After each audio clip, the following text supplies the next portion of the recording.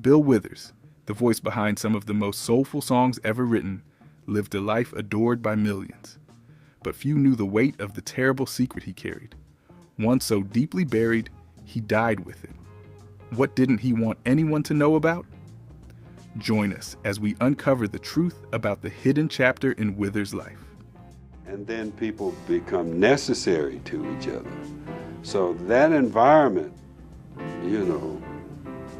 will make you kind of get to understand the guy, working over here, because you want him to be reliable. Discovering a love for music. Withers is celebrated for his velvety baritone voice and rich, soulful arrangements. He penned several of the most frequently covered songs of the 1970s, becoming a legend in the R&B and soul music scene.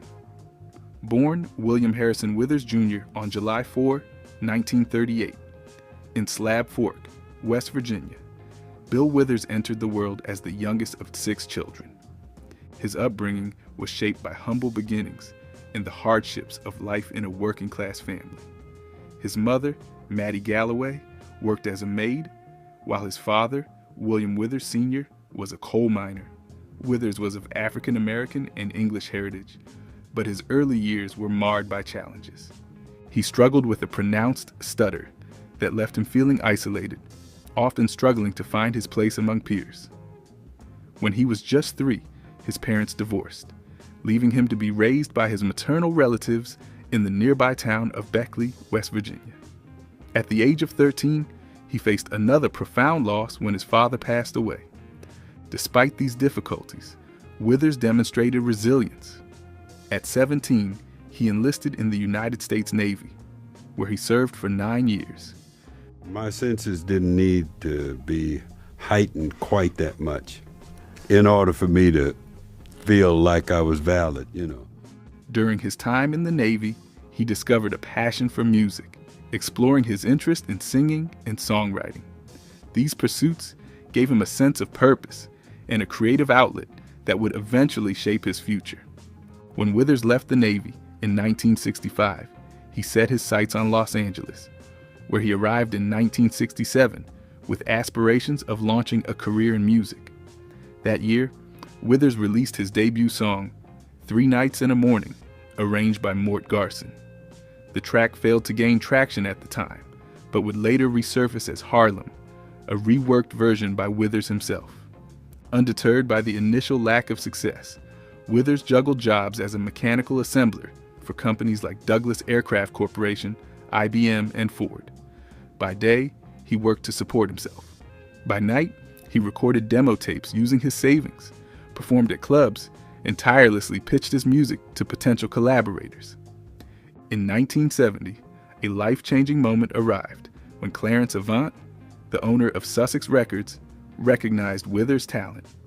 Avant signed him to a record deal, enlisting Booker T. Jones, a prominent figure from Stax Records, to produce Withers' debut album. The project was ambitious but faced financial constraints. Originally planned as 4 3-hour recording sessions, the album's production stretched out over several months, with breaks, due to budgetary limitations. Finally, in 1971, Withers released his first album, Just As I Am. Featuring standout tracks like Ain't No Sunshine and Grandma's Hands, the album showcased Withers' soulful voice and heartfelt lyrics. I think we all become the composite of the places we've been and the people we've met. Notably, the album cover featured Withers at his day job at Weber Aircraft in Burbank, California, lunchbox in hand, a symbol of his grounded approach to life. The release of Just As I Am marked the beginning of Withers' ascent in the music world. Ain't No Sunshine became a massive hit, earning him his first Grammy Award for Best R&B Song in 1972. By that point, the track had already sold over 1 million copies, earning a gold certification from the RIAA in September 1971. Despite his newfound fame, Withers remained cautious, initially refusing to quit his job, as he was cautious of the music industry's instability. His practicality signaled his commitment to staying true to himself. Withers' sophomore album, Still Bill, solidified his status as a rising star. Released in 1972, it featured Lean on Me, a song that resonated deeply with listeners and climbed to the top of the charts during the week of July 8th that year. This inspirational anthem became Withers' second gold-certified single, with sales surpassing 3 million copies. Another standout track, Use Me, released later that year, also achieved huge commercial success, becoming his third million seller. These achievements reflected Withers' growing influence in the music industry. One of the highlights of Withers' career came on October 6, 1972, when he performed at the iconic Carnegie Hall. The concert, celebrated for its raw emotion and intimate connection with the audience, was recorded and released as the live album, Bill Withers, Live at Carnegie Hall. The album captured the depth of his artistry and remains a demonstration to his ability to connect with listeners on a personal level. In 1974, Withers released another studio album, Adjustments. During this period, he also collaborated with other notable artists, contributing 2 songs to Gladys Knight and the Pips album, I Feel a Song. So I don't think we make those kind of decisions. If you have a whole room full of children, some of them are very gregarious and they're trying to get everybody to look at them. That same year, he performed in a legendary concert in Zaire alongside James Brown, Etta James, and B.B. King. This event, held just weeks before the historic Rumble in the Jungle boxing match between Muhammad Ali and George Foreman, was eternalized in the 1996 documentary When We Were Kings and its soundtrack. Extra footage of Withers' performance was later featured in the 2008 documentary Soul Power, preserving his contribution to this historic moment. Despite his success, Withers faced challenges in his professional life. His relationship with Sussex Records soured over financial disputes, which led to a period of legal battles. Angry at the label, Withers reportedly wiped an entire album he had recorded, an act he regretted later. This conflict temporarily stalled his recording career, but he wasn't one to give up. A new level. In 1975, after Sussex Records ceased operations, Bill Withers signed with Columbia Records, embarking on a new phase in his music career. His debut album under the label, Making Music, showed his artistry and included the single, She's Lonely. This track was later featured in the film Looking for Mr. Goodbar, with another standout song, She Wants To, Get On Down. Over the next 3 years, Withers kept an impressive pace, releasing an album annually. In 1976, he delivered Naked and Warm, followed by Menagerie in 1977, which became a commercial success thanks to the key track Lovely Day. His 1978 release, Bout Love, marked the end of this prolific period. Despite his consistency, Withers faced significant challenges with Columbia Records. The label's executives often clashed with him over the creative direction of his music, leading to frequent rejections of his song ideas. Frustrated by these barriers, he began to shift his focus to collaborative projects from 1997 to 1985. One of the most notable outcomes of this period was Just the Two of Us, a smooth and soulful duet with jazz saxophonist Grover Washington Jr. Released in February 1981, the song became a massive hit, earning the Grammy Award for Best R&B Song and solidifying its place as one of Withers' most iconic works. Building on the success of this collaboration, Withers contributed vocals to other notable projects. He recorded Soul Shadows with the Crusaders and teamed up with Ralph McDonald for In the Name of Love, which earned a Grammy nomination for vocal performance. These partnerships allowed him to navigate the industry on his terms during a hard time with his record label. In 1982, Withers expanded his international presence by working with French singer Michel Berger on the album Dreams in Stone. He lent his songwriting talent and voice to the track Apple Pie, an energetic disco ode to New York City. This venture affirmed Withers' ability to easily adapt to different genres. By 1985, Withers released what would become his final studio album, Watching You, Watching Me. The record featured the top 40 R&B single, Oh Yeah, but marked the end of his strained relationship with Columbia Records. Reflecting on this phase of his career, Withers expressed frustration over the label's handling of his work. He revealed that some of the songs approved for his final studio album, including 2 of its lead singles, had been rejected during earlier sessions in 1982. This 8-year gap between albums, coupled with Columbia's decision to prioritize projects like an album for actor Mr. T over his music, left Withers unhappy with the industry. In the same year, he toured with Jennifer Holliday to promote the album, but it became clear that his passion for recording and performing was waning. His dissatisfaction with Columbia's A&R executives, whom he referred to as blacksperts for their attempts to commercialize his sound, played a major role in his decision to leave the industry. After 1980, Withers chose not to record or sign with another label, effectively retiring from his career as a performing artist. He considered himself a regular guy who had built a foundation before achieving success, which made it easier for him to walk away once he grew disillusioned with the business. Withers made it clear that he did not miss the demands of touring or performing live. He found peace in his decision to leave music behind, expressing no regrets about stepping away from an industry. Instead, he left behind a legacy defined by timeless songs and a refusal to compromise his artistic integrity. But what he didn't tell us was the reason why he left. The secret reasons Bill Withers never revealed. At the height of his fame and with a career most would envy, Withers made the surprising decision to walk away from the industry entirely in 1985. While his exit may seem abrupt, exploring the reasons behind it reveals a deeply personal journey that Withers kept hidden from the public. One of the most prominent factors in Withers' departure was his discontent with the music industry. From the beginning of his career, Withers was a fiercely independent artist. He entered the music scene as a late bloomer, having worked as an aircraft assembler before releasing his debut album, Just As I Am, in 1971 at the age of 32. However, as Withers' career progressed, he found himself clashing with record label executives.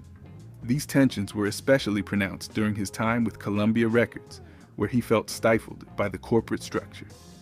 Withers was fed up with being treated like a commodity rather than an artist. The label, he believed, prioritized commercial hits over meaningful music. Unlike other artists, Withers never aspired to celebrity status. This creative interference led to disputes over the direction of his work, which resulted in a strained relationship with the industry that ultimately pushed him toward the decision to leave. Fame, with its constant spotlight and demands, seemed antithetical to his humble beginnings in Slab Fork, West Virginia.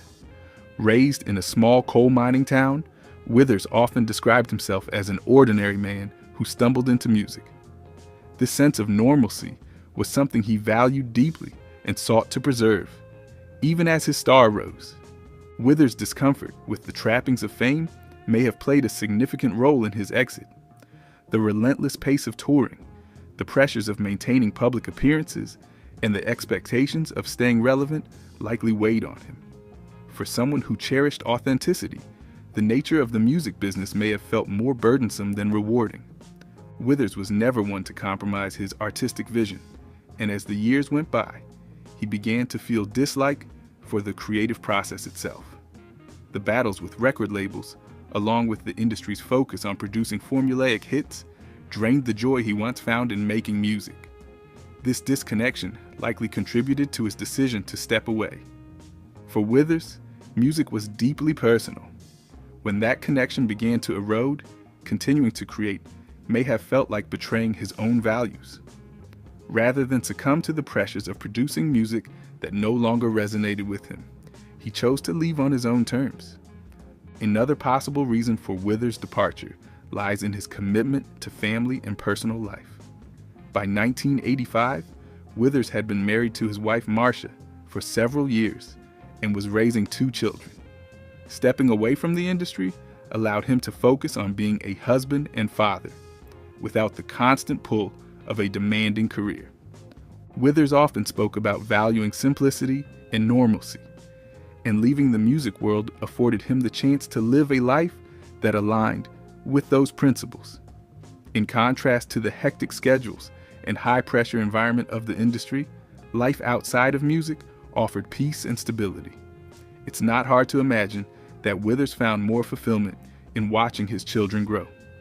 Another key factor in Withers' decision to leave was likely his contentment with what he had already accomplished. By the time he walked away, he had an impressive catalog of songs, and unlike many artists who feel the need to constantly chase the next hit or reinvent themselves to stay relevant, Withers seemed at peace with what he had. This sense of fulfillment may have been boosted by the enduring impact of his work. Songs like Lean on Me and Ain't No Sunshine continue to resonate across generations, reinforcing Withers' legacy without requiring him to stay in the spotlight. For Withers, there was no need to compete in an industry that often favors reinvention over authenticity. Bill Withers' decision to leave the music industry can be seen as an act of self-preservation and integrity. Rather than allowing the pressures of fame, creative conflicts, or public expectations to dictate his path, he chose to step back and live life on his own terms. This choice, though rare in the entertainment world, speaks volumes about his character. In the years following his retirement, Withers remained largely out of the public eye, occasionally granting interviews, but never returning to recording. He spent time with family and often reflected on his journey. While fans may lament his decision to stop recording, Withers' decision to leave at the peak of his powers is a proof of his genuineness. Bill Withers' exit from the music industry remains a compelling story, one that reveals the challenges of maintaining artistic integrity in a commercialized world. His departure was not the result of scandal or failure, but a deliberate choice to prioritize his values over the demands of fame. By walking away, Withers preserved not only his peace of mind, but also the purity of his legacy. Legacy and achievements. In 1998, a fresh rendition of Bill Withers' iconic 1997 track Lovely Day emerged, dubbed the Lovely Day Sunshine Mix. This version, remixed by Ben Lebrand, revitalized the song's legacy, although the original release had already earned its place in music history. The original release reached number 7 on the UK charts in early 1978. However, the remix soared even higher, climbing to an impressive number 4 and reaffirming the song's enduring appeal. This resurgence highlighted Withers' ability to create music that resonated across generations, bringing a timelessness to his work. The same year, at the 30th Annual Grammy Awards, Withers achieved another milestone in his career. He received the Grammy for Best Rhythm and Blues Song as the songwriter of Club Nouveau's re-recording of his classic Lean on Me. This marked his 9th Grammy nomination and his 3rd win. In 2004, Withers lent his talents to Jimmy Buffett's License to Chill album, contributing 2 songs that showcased his versatility as a songwriter. Around this time, renewed interest in his earlier works led to the reissues of Still Bill in January 2003 and Just As I Am in March 2005. These re-releases sparked speculation about the possibility of previously unheard material being released as a new album. The speculation grew when Sony Music returned Withers' previously unreleased tapes to him in 2006, leaving fans eagerly anticipating what might come next. By 2007, Withers' legacy continued to grow. His iconic Lean on Me received the honor of being inducted into the Grammy Hall of Fame, a recognition reserved for recordings of exceptional historical significance. His influence extended beyond his music, as evidenced by the accolades and respect he gained throughout his career. Once again, in 2014, Withers was celebrated at the 56th Annual Grammy Awards. Bill Withers, The Complete Sussex and Columbia Albums Collection, a 9-disc set featuring his 8 studio albums and the live masterpiece Live at Carnegie Hall, earned the Grammy Award for Best Historical Album. The award was shared with the Rolling Stones' Charlie Is My Darling, Ireland, 1965. This achievement recognized the meticulous efforts of producer Leo Saggs and mastering engineers Mark Wilder, Joseph M. Palmaccio, and Tom Ruff, who brought Withers' catalog to life for a new generation. Withers' contributions to music also earned him a place among the greats. In 2005, he was inducted into the Songwriters Hall of Fame, acknowledging his unparalleled ability to craft lyrics and melodies. A decade later, he was honored with induction into the Rock and Roll Hall of Fame by none other than Stevie Wonder. Reflecting on this recognition, Withers humbly acknowledged the breadth of his work, remarking that his songs transcended genres and connected with diverse audiences. His words revealed his modesty and self-awareness, as he credited his success to writing songs that people could relate to. Later that year, a star-studded tribute concert was held at Carnegie Hall to honor Withers. The event featured performances by Aloe Blacc, Ed Sheeran, Dr. John, Michael McDonald, and Anthony Hamilton. Together, they recreated his 1973 concert album, Live at Carnegie Hall, along with other selections from his catalog. In February 2017, Withers made a rare public appearance on Joy Reid's MSNBC show. He spoke passionately about the refugee crisis and the evolving political climate in the United States, showcasing his commitment to using his platform to address important social issues. His legacy received more recognition in 2003 when Rolling Stone ranked him at number 106 on its list of the 200 greatest singers of all time. The following year, the Library of Congress inducted his iconic Ain't No Sunshine into the National Recording Registry, ensuring its preservation for future generations. Sadly, Bill Withers passed away on March 30, 2020, in Los Angeles at 81 years old, due to heart complications. His family announced the loss a few days later, releasing a heartfelt statement that paid tribute to the man behind the music. They described him as a private individual with a profound ability to connect with the world through his art. Withers' personal life was marked by 2 marriages. In 1973, he wed actress Denise Nicholas, but their union ended in divorce the following year. In 1976, he married Marsha Johnson, with whom he had 2 children, Todd and Corey. Marsha took the role of managing his publishing companies, a legacy that his children joined in as they grew older. After his passing, Withers was interred at Forest Lawn Memorial Park. His music, however, continues to resonate, providing comfort and inspiration to listeners everywhere.